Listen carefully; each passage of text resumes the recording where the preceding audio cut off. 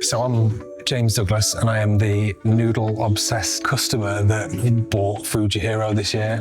I suppose you could call me like the secondary founder or the refounder or whatever, but I'm just the owner of the business now. This is not my first rodeo in Leeds. I used to have a business called Red's Barbecue, which we started back in 2012. Me and my mates got out of the F&B industry a few years ago, and I thought, I'm never going to get back in.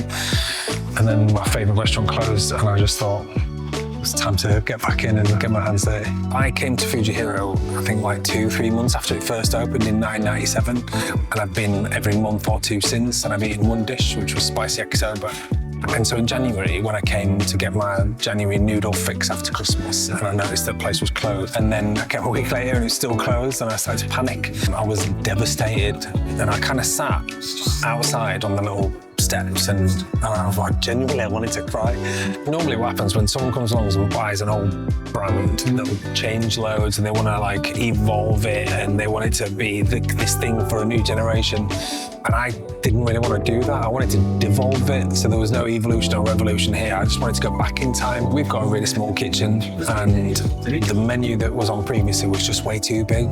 We had to get rid of some things, but getting rid of some things has allowed us to really focus on some others. So we got rid of sushi, and we got rid of bento, and now we're kind of focusing on the noodles, the ramen, and the rice dishes.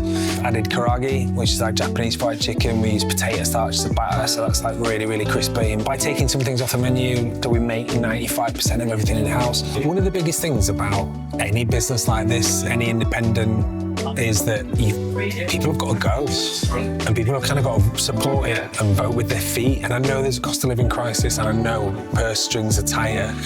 Another reason why restaurants like Fuji Hiro close, because people just assume that it's going to be busy. And so for me, bringing this back now, it's been amazing to see people coming in and like voting with their feet and go to a small independent. That's what will keep the high street diverse and keep it open.